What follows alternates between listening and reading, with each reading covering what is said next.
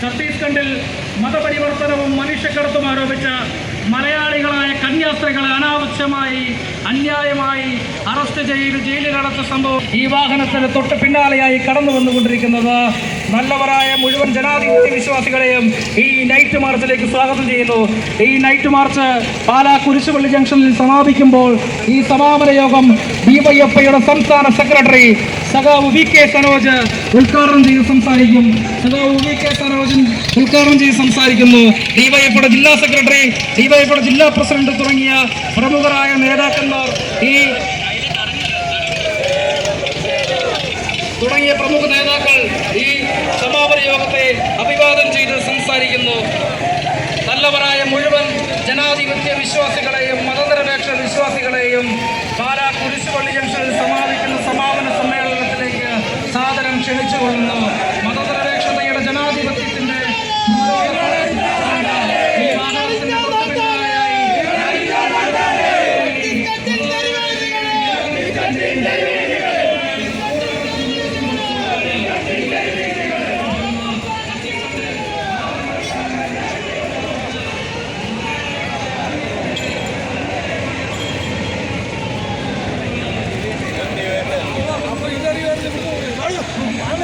ഡിവൈഎഫ്ഐയുടെ സംസ്ഥാന സെക്രട്ടറി സഖാവ് വി കെ സനോജ് ഉദ്ഘാടനം ചെയ്ത് സംസാരിക്കും. ഡിവൈഎഫ്ഐ ജില്ലാ സെക്രട്ടറി, ജില്ലാ പ്രസിഡന്റ് തുടങ്ങിയ പ്രമുഖരായ നേതാക്കന്മാർ ഈ സമാപന സമ്മേളനത്തെ അഭിവാദ്യം ചെയ്ത് സംസാരിക്കുന്നു. RSSന്റെ സംഘപരിവാറിന്റെ ഭരണഘടനാ മുക്തമായ സമീപനങ്ങൾക്കും നയങ്ങൾക്കുമെതിരായി ന്യൂനപക്ഷ മേഖലകൾക്കെതിരായി ഈ രാജ്യത്തിന്റെ ചെറുപ്പം സംഘടിപ്പിക്കുന്ന ജനാധിപത്യ പോരാട്ടത്തിലേക്ക് നല്ലവരായ മുഴുവൻ ജനാധിപത്യ മതനിരപേക്ഷ വിശ്വാസികളെയും സാദരം ക്ഷണിച്ചുകൊള്ളുന്നു. കുരിശുപള്ളി ജംഗ്ഷനിൽ സമാപിക്കുന്ന സമാപന സമ്മേളനം ഡിവൈഎഫ്ഐയുടെ സംസ്ഥാന സെക്രട്ടറി സഖാവ് വി കെ സനോജ് ഉദ്ഘാടനം ചെയ്ത് സംസാരിക്കും. നല്ലവരായ മുഴുവൻ ജനാധിപത്യ മതനിരപേക്ഷ വിശ്വാസികളെയും ഈ സമാപനത്തിൽ വെച്ച് രണ്ടു കന്യാസ്ത്രീകളെ നമ്മുടെ സിസ്റ്റർ വന്ദനയും സിസ്റ്റർ പ്രീതിമേരിക്കും നമ്മുടെ നാട്ടിൽ ഛത്തീസ്ഗഡിൽ വെച്ച് അറസ്റ്റ് ചെയ്ത് ജയിലിലടക്കുന്ന സാഹചര്യമുണ്ടായി. ഇന്ത്യ ഒരു ജനാധിപത്യ രാജ്യമായി മുന്നോട്ട് തുടരുമ്പോഴും ഇന്ത്യക്കകത്ത് മതേതരത്വവും സെക്യുലറിസവും എല്ലാം മുന്നോട്ട് പോകുമ്പോഴും ഇന്ത്യക്കകത്ത് എല്ലാ മനുഷ്യരും ഒരുമിച്ച് ജീവിക്കുന്നവരും ഒരുപോലെ മുന്നോട്ട് പോകുന്നവരുമാണെന്ന് ഇന്ത്യയുടെ ഭരണഘടന എഴുതി തയ്യാറാക്കി വെക്കുമ്പോഴും രാജ്യം ഭരിക്കുന്ന BJPയും RSSും എല്ലാം ഹിന്ദു ഭാഗത്തിനപ്പുറത്തേക്ക് മതന്യൂനപക്ഷങ്ങളെ വല്ലാതെ കടന്നാക്രമിക്കുന്ന നിലയിലേക്ക് കള്ളക്കേസിൽ കുടുക്കി ജയിലറുകളിലേക്ക് പറഞ്ഞു വിടുന്ന നിലയിലേക്ക് മാറുകയാണ്. അതിനെതിരെ വലിയ പ്രതിഷേധം ഉയർന്നു വരേണ്ടതായിട്ടുണ്ട്. ഇപ്പോൾ നമ്മുടെ രണ്ട് കന്യാസ്ത്രീകളെ അവർ കള്ളക്കേസിന്റെ പേരിൽ ജയിലിലടച്ചിരിക്കുകയാണ്. സ്വാഭാവികമായും നാട്ടിലെ സമരയുവത്വമായ ഡിവൈഎഫ്ഐ ഈ വിഷയത്തിൽ നമ്മുടെ തെരുവുകളിലെല്ലാം ഇറങ്ങി വലിയ സമരം തീർക്കാൻ വേണ്ടി തീരുമാനിച്ചിരിക്കുകയാണ്. ഇന്നും നാളെയുമായി കേരളത്തിന്റെയും രാജ്യത്തിന്റേതുമായ എല്ലാ തെരുവുകൾക്കകത്തും ഡിവൈഎഫ്ഐയുടെ നേതൃത്വത്തിൽ വലിയ സമര കേന്ദ്രങ്ങളായി മാറുകയാണ്. ആ തരത്തിൽ ഡിവൈഎഫ്ഐയുടെ പാലാ ബ്ലോക്ക് കമ്മിറ്റി സംഘടിപ്പിച്ചിട്ടുള്ള ഡിവൈഎഫ്ഐയുടെ പ്രതിഷേധ മാർച്ചാണ് ഇന്നിവിടെ എത്തിച്ചേർന്നിട്ടുള്ളത്. ഈ യോഗത്തിന്റെ അധ്യക്ഷയായിട്ട് ഡിവൈഎഫ്ഐയുടെ ബ്ലോക്ക് കമ്മിറ്റിയുടെ പ്രസിഡന്റായിട്ടുള്ള സഖാവ് ആതിര സാബുവിനെ ക്ഷണിക്കുന്നു.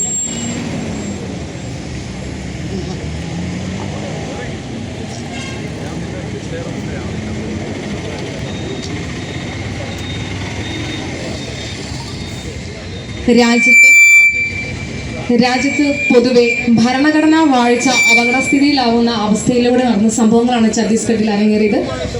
പൗരന്മാർക്ക് മൗലിക അവകാശങ്ങൾ പോലും നിഷേധിക്കപ്പെടുന്ന BJP സർക്കാരിന്റെ അടിച്ചമർത്തലുകൾക്കെതിരെ ഇന്ന് നടന്നിരിക്കുന്ന സംഭവത്തിലേക്ക് വരുമ്പോൾ ഛത്തീസ്ഗഡിലെ ക്രിസ്തീയ വംശീയതയിലേക്ക് വരുന്ന പ്രശ്നങ്ങളിലേക്ക് സംഭവിച്ച് ഇന്ന് ഈ BJP സർക്കാരിനെതിരെ തന്നെ ഒരു പ്രതിഷേധ ജ്വാലയായിരുന്നു ഡിവൈഎഫ്ഐ ബ്ലോക്ക് കമ്മിറ്റി ഈ പഠനം സംഘടിപ്പിച്ചിരിക്കുന്നത്. ഈ യോഗത്തിലേക്ക് സ്വാഗതം പറയുവാനായി ഡിവൈഎഫ്ഐയുടെ ബ്ലോക്ക് സെക്രട്ടറി അഡ്വക്കേറ്റ് വിഷ്ണു NRനെ സ്വാഗതം ചെയ്യുന്നു. നമ്മുടെ ഈ പ്രതിഷേധ ജാലയുടെയും ഈ യോഗത്തിൻ്റെയും അധ്യക്ഷ ഡിവൈഎഫ്ഐ ബ്ലോക്ക് കമ്മിറ്റി പ്രസിഡന്റ് സഖാവ് ആതിര സാബുവാണ്. ആതിര സാബുവിനെ ഈ പ്രതിഷേധ യോഗത്തിലേക്ക് സ്വാഗതം ചെയ്യുകയാണ്.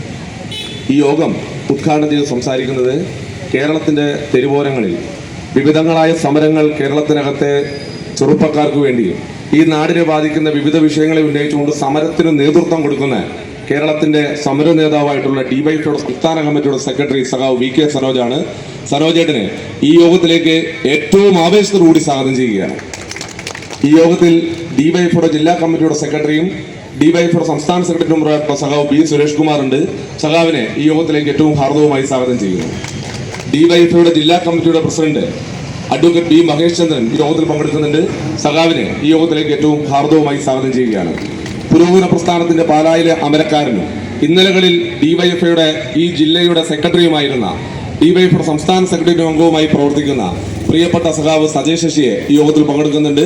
സഖാവിനെ ഈ യോഗത്തിലേക്ക് ഏറ്റവും ഹാർദവുമായി സ്വാഗതം ചെയ്യുകയാണ്.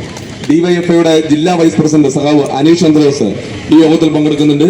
സഖാവിനെ ഏറ്റവും ഹാർദവുമായി ഈ യോഗത്തിലേക്ക് സ്വാഗതം ചെയ്യുകയാണ്. ഡിവൈഎഫ്ഐയുടെ സംസ്ഥാന കമ്മിറ്റി മെമ്പർ സഖാവ് അമൽ DK ഈ യോഗത്തിൽ പങ്കെടുക്കുന്നുണ്ട്. സഖാവ് അമലിനെ ഈ യോഗത്തിലേക്ക് സ്വാഗതം ചെയ്യുകയാണ്.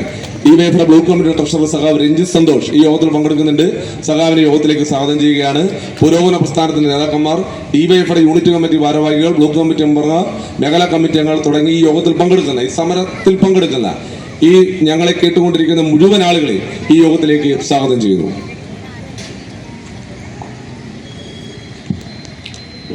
ഈ യോഗം ഉദ്ഘാടനം ചെയ്ത് സംസാരിക്കുന്നത് ഡിവൈഎഫ്ഐ സംസ്ഥാന സെക്രട്ടറി വി കെ സനോജേട്ടനെ ക്ഷണിക്കുന്നു.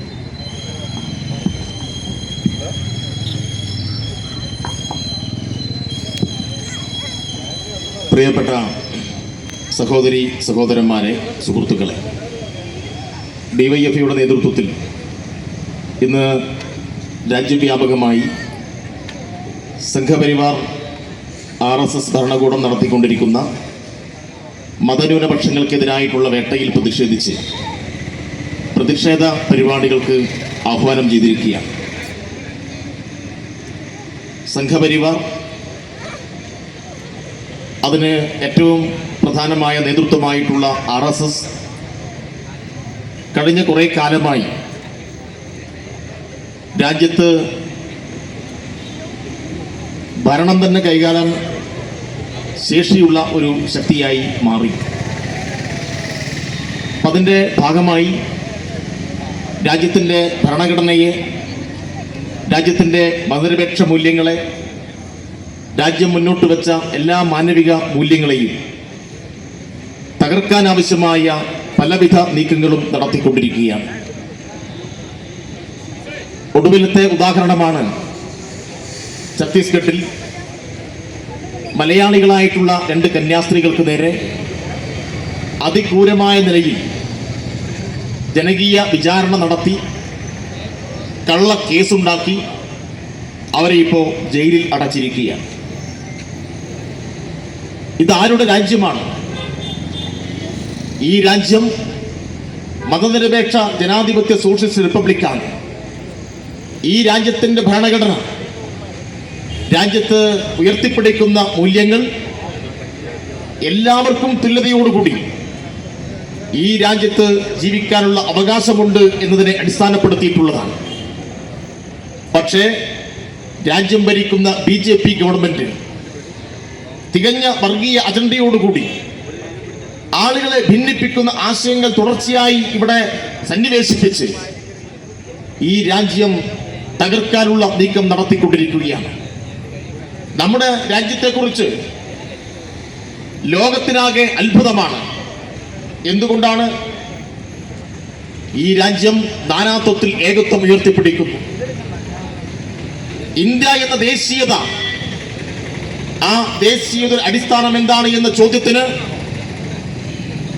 അത് ബ്രിട്ടീഷ് വിരുദ്ധമായിട്ടുള്ള, സാമ്രാജ്യത്വ വിരുദ്ധമായിട്ടുള്ള ഒരാശയത്തിന്റെ ഭാഗമായി രൂപപ്പെട്ടതാണ്. അങ്ങനെ മുന്നോട്ട് വെച്ച സമരത്തിന്റെ ഉൽപ്പന്നമാണ് ഇന്ന് കാണുന്ന ഇന്ത്യ എന്ന ദേശീയത. സംഘപരിവാർ ഇവിടെ അവതരിപ്പിക്കുന്നത് ഇതൊരു മതദേശീയതയാണ് എന്നാണ്. എന്നാൽ മതദേശീയതയല്ല, ഇതൊരു ജനാധിപത്യ മതനിരപേക്ഷതയാണ് ഇന്ത്യ മുന്നോട്ട് വെക്കുന്നത്.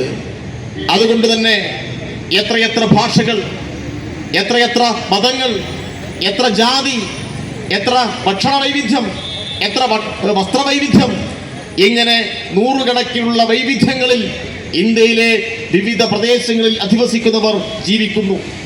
പക്ഷേ അവരെല്ലാം ഒറ്റ മനസ്സോടുകൂടിയിട്ട് ഇന്ത്യ എന്ന ദേശീയതാ സങ്കല്പത്തിന് കീഴിൽ അണിനിരക്കുന്നു എന്നതിലാണ് ലോകത്തിലെ വിവിധ രാജ്യങ്ങളിലെ ജനങ്ങൾക്ക് ഇന്ത്യയെ നോക്കിക്കാണുമ്പോൾ അത്ഭുതം തോന്നുന്നത്.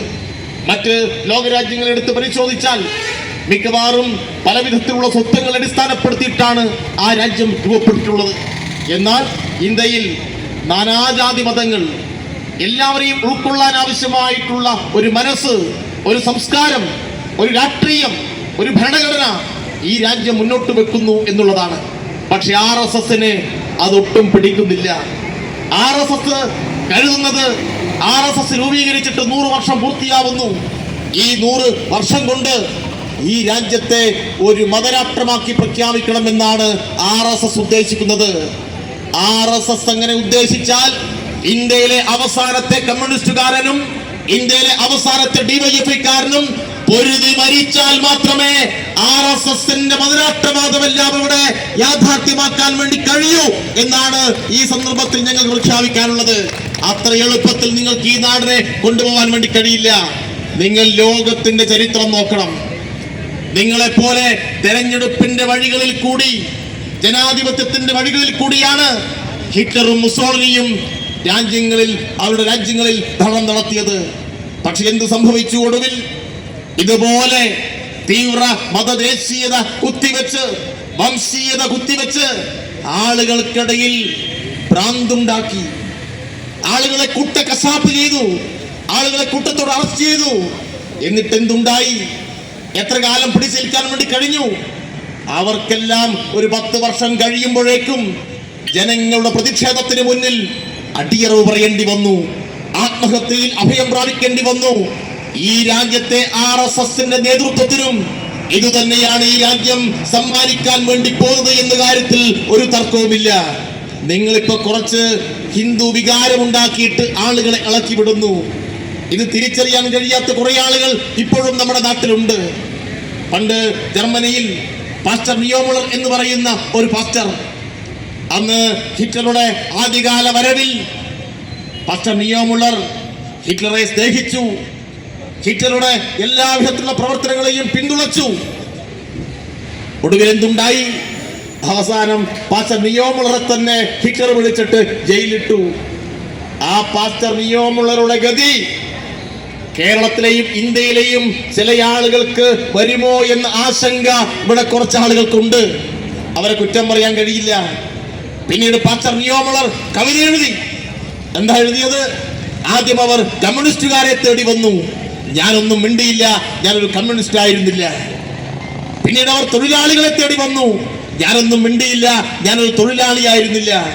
പിന്നീട് അവർ ക്രിസ്ത്യാനികളെ തേടി വന്നു. അപ്പോഴും ഞാനൊന്നും മിണ്ടിയില്ല, ഞാനൊരു ക്രിസ്ത്യാനിയായിരുന്നില്ല. അവർ ജൂതന്മാരെ തേടി വന്നു. അപ്പോഴും ഞാനൊന്നും മിണ്ടിയില്ല, ഞാനൊരു ജൂതനായിരുന്നില്ല. ഒടുവിൽ അവൻ എന്നെ തേടി വന്നു.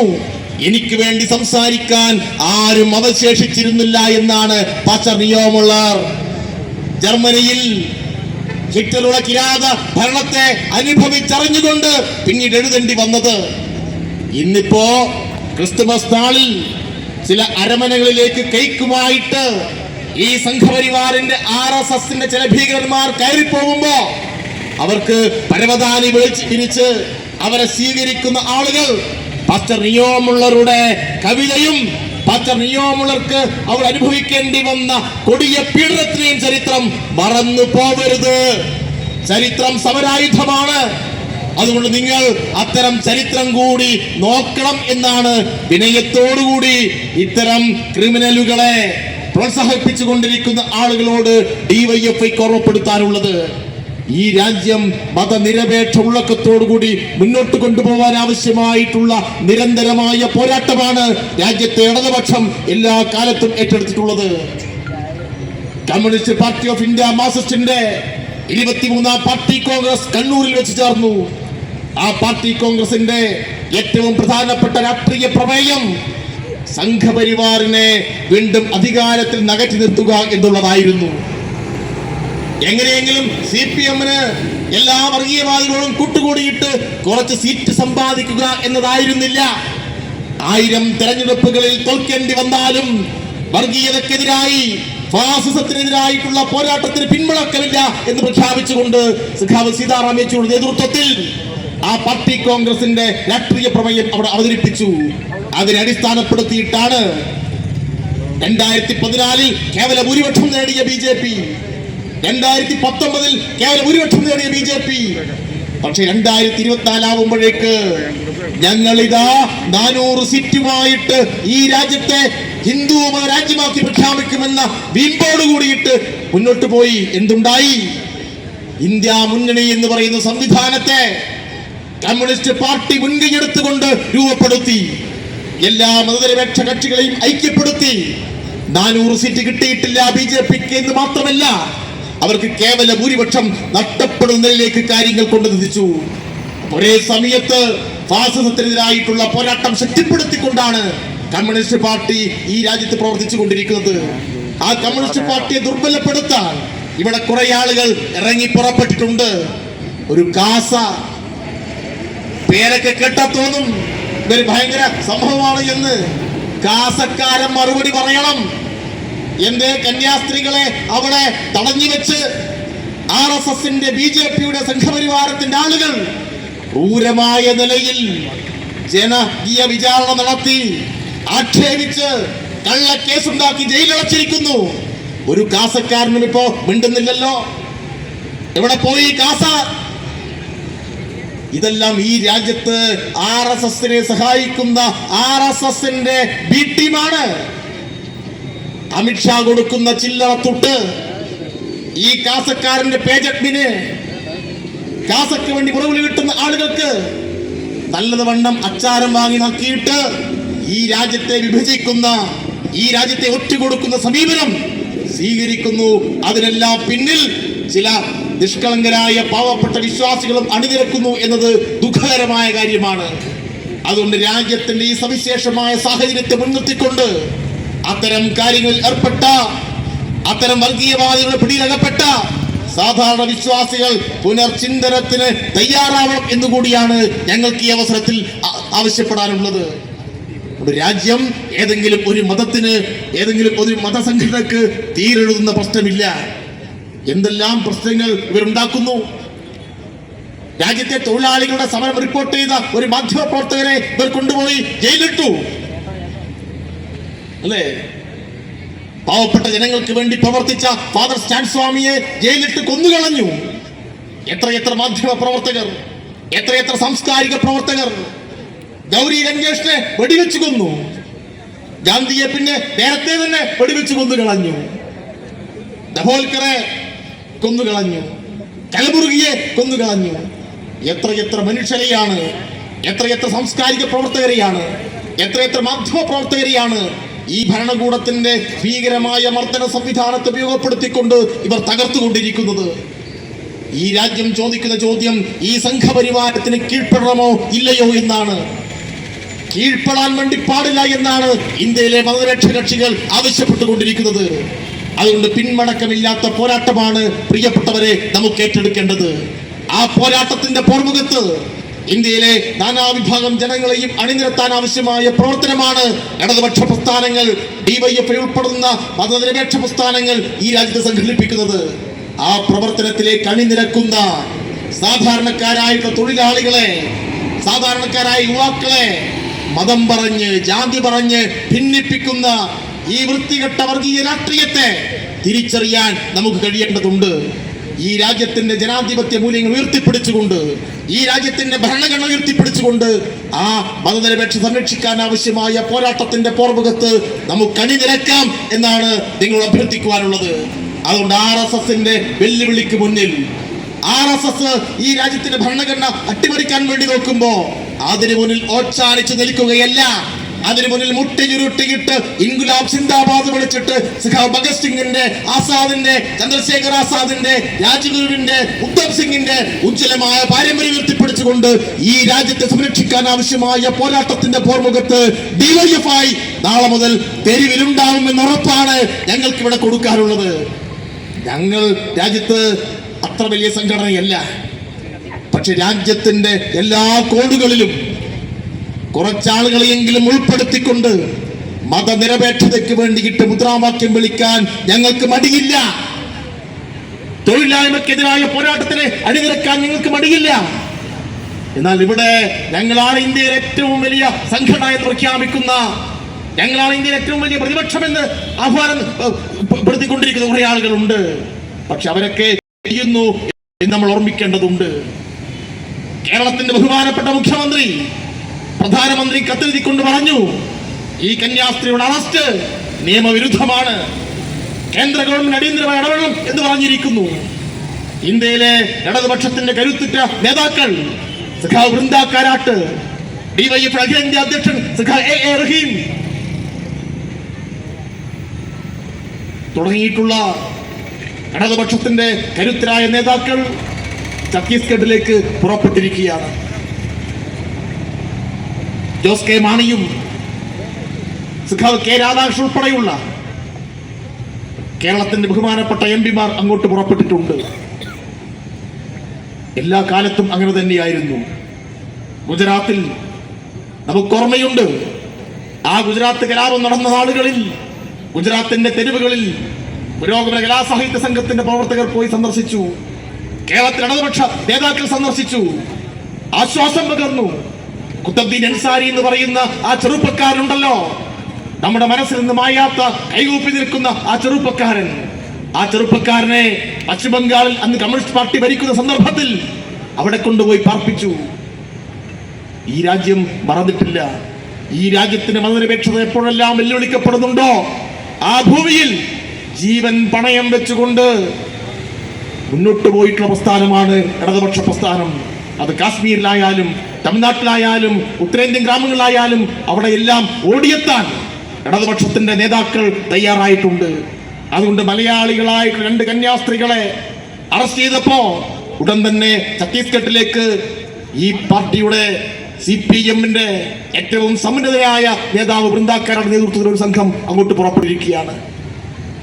അതുകൊണ്ട് ഈ പോരാട്ടം മതനിരപേക്ഷ സംരക്ഷിക്കാൻ ആവശ്യമായിട്ടുള്ള നിലപാട് ഉയർത്തിക്കൊണ്ട് അതിശക്തമായി ഇന്ത്യയിൽ ഇടതുപക്ഷം ഏറ്റെടുക്കും. ഇന്ത്യയിലെ കരുത്തുറ്റ യുവജന പ്രസ്ഥാനം DYFI ഈ പോരാട്ടത്തിന്റെ പോർമുഖത്ത് ശക്തമാക്കും. വരും ദിവസങ്ങളിൽ സംഘപരിവാരത്തിന്റെ ഈ വർഗീയ വിഭജനത്തിനെതിരായിട്ടുള്ള പോരാട്ടം കൂടുതൽ ശക്തിപ്പെടുത്തുമെന്ന് മാത്രം സൂചിപ്പിച്ചുകൊണ്ട് ഈ പ്രതിഷേധ പരിപാടിയിൽ പങ്കെടുത്ത എല്ലാവരെയും DYFI കേരള സംസ്ഥാന കമ്മിറ്റിക്ക് വേണ്ടി അഭിവാദ്യം ചെയ്യുന്നു. ഞാൻ വാക്കുകൾ അവസാനിപ്പിക്കുന്നു.